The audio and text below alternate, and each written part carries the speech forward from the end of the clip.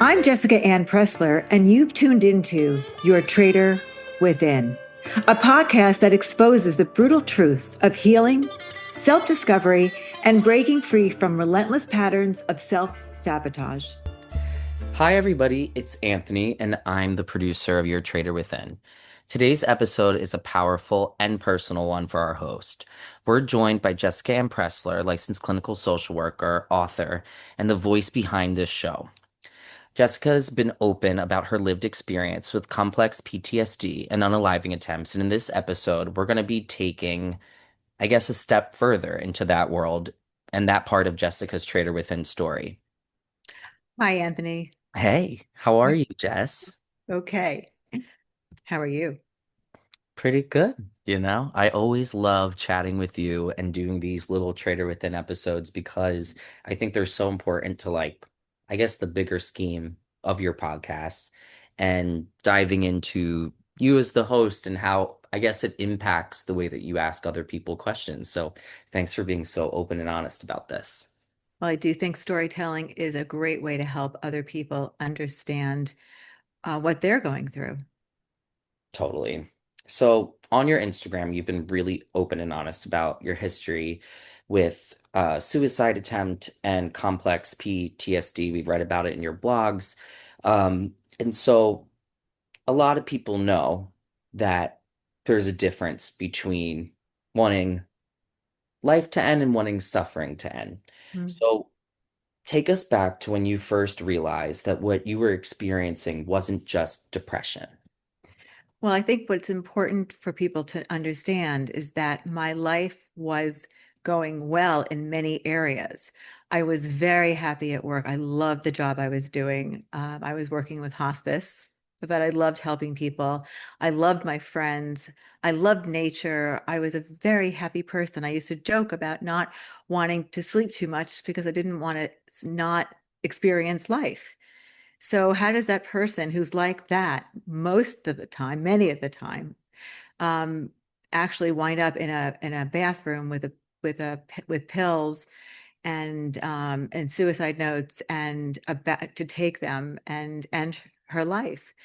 Well, it was not about depression. I was not depressed. I was in so much emotional pain in my romantic relationship that and full of anxiety that I couldn't see straight. I couldn't think. I was all emotion. I was triggered and I was reacting to a trigger. And the trigger was, it was a panic of emotional pain. And I don't know how to really explain emotional pain to somebody. It's something you just know you have. Your body aches. I mean, I think that trauma like that lives not only in your head, but in your body. And I just wanted it to stop. And I think the most important thing about complex post-traumatic stress disorder is that you feel unsafe. You feel like there's no way out. I think that's a common theme, that you're in a situation, if you're a child going through it, where you obviously there's no way out because you're a child. At least, you don't have the knowledge that you can actually, ask a social worker maybe to take you out of a situation because you're a child, right? You depend on your parents. And I think when you're in a toxic, relationship, you're possibly in a trauma bond, or you're just so dependent on that person that you don't feel there's a way out. So you feel stuck. And I felt stuck. At that moment, I did not know. I could just say, I want to break up. We're done. I want to get a divorce. I didn't know that. It sounds crazy, right? I mean, as a psychotherapist, where I've helped other people come to this, being enlightened in this way, I've helped friends. I've been there for people. I've been out of other relationships and understand things, but here I am, in a relationship, and I didn't know that I could just say, "Oh, I want a divorce." Instead, I chose death by suicide. So when a person feels like they can see the cage and they can see the key, but they Hmm. can't use it, Hmm. how would you help them begin to even imagine getting out or escaping that isn't suicidal ideation? Right. So it's giving them hope. It's giving them um, the knowledge that there are other choices. And they need to be in a cognitive place to do so. So if you're talking to someone who's having a panic attack, or you're talking to someone who's being triggered, that moment is not the time. That's the moment where you just hold their hand, you say it's going to you're going to get through this. I'm here. Then the time is to say, you know what? I'm here for you if you want to leave. Take Let's, that next step, like help. or this person's never going to be the person you want it to be. Someone said that to me. So after one of my attempts, because in this particular relationship there were three, Wow. I had a friend that sat down with me on the bed, and she made a line on the bed. She made a crease, and she said, "You're here. He's here. He will never be the person you need him to be. He's not going to be emotional. He doesn't have the empathy. He's just not going to be there. So this is the time to make a choice. Do you want to live like this? Because you can get out and I'll be there for you. You're not alone. And you can do it. You've done this before. You've broken up and been alone and you're fine. You moved on, and all of a sudden I'm like, oh, wow. And then finally being with a therapist who actually understood trauma, understood the situation in the marriage, and understood that what was happening to me, to my head, to my body, to my soul, and helped me recognize my trauma and understood what happened in my childhood, understood how, helped me understand how the interplay in my adult romantic relationships, including the one I was in, helped me understand that this other person was never going to be any different. And thus I was never going to be able to get out of it. I mean, nothing's going to change. There's nothing I could do to change the situation except leave. And I'm like, oh, I can leave.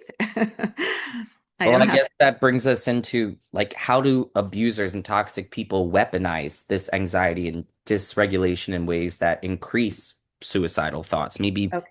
So I will tell you you that, can't, I- you know? yeah, in my personal story, I could certainly tell you that this person understood my fear of abandonment. This person understood that the silent treatment or taking away promises of getting together and having a romantic dinner, or he would punish me by doing that. He would punish me by saying we're going on a trip, and then if he was angry at me, he would say, well, I'm not taking you. And then he'll say, oh, he's taking me. And it would be this back and forth. And then he would take me usually, but by then it was, and then we're supposed to play this, game. So, um, but mostly he would do the silent treatment or he would just walk out. So it's that knowledge, it's weaponizing the knowledge of what can hurt me and be okay with it, right? Which is something I didn't recognize he was doing until recently, until 10 years later, 15 years later. But understanding that, I think, again, knowledge is your superpower. I think that when you're in a toxic relationship, it's important to understand what the other party is doing, consciously or not consciously. I can't promise you they're conscious about what they're doing. Not everyone is a malignant narcissist, for example. People can have traits. But when someone takes something, when someone understands your wounds, when someone understands your trauma and they use it against you, I'm Wow. not telling you to get out, Yeah. but you're not with a person that can make you feel safe, right? And Yeah. you should feel safe in your relationship at the very least. Yeah. One of the most painful aspects I think you describe in your blogs or talk about online is negative self-concept, the internal voice that says you're broken or unlovable. How do you explain, I guess, the way this feels to clients, peers, listeners? Well, it definitely feeds into not feeling you have a way to get out or a right to get out. And the self-blame is, what am I doing wrong? When I had people in my life who cheated on me, um, if I wasn't burying the information in my brain, I was self-blaming. What did I do wrong? Why wasn't I was why, how come I wasn't sexy enough? But it was about me. And every time that they chose another, every time that they said things underhandedly, every time, it affects your self-esteem. It does. And I mean, I felt certainly in that relationship, in those relationships, because I was in more than one, a shell of myself. I wasn't there anymore. You feel empty. It's lonely. I was more lonely married than not married. You feel you don't have a right to feel differently. It's it's hard to put into words, but the emotional pain is horrific. So maybe this helps someone understand. And I know it sounds crazy, but when this person was doing the silent treatment and withdrawing his emotion, and it was definitely punishing, although he had denied it. I know it was punishment, um, to control what I ask or say or do, or just to, uh, I actually said, I wish you would hit me. That hitting me, and again, I want to be very clear, abuse is abuse and hitting is horrible. And I'm not saying a person should want to be hit or hit, but I think there are people that understand this. And that is hitting me. I would have much rather been hit than been given the silent treatment. I would have much rather been hit than have him take away his emotional connection.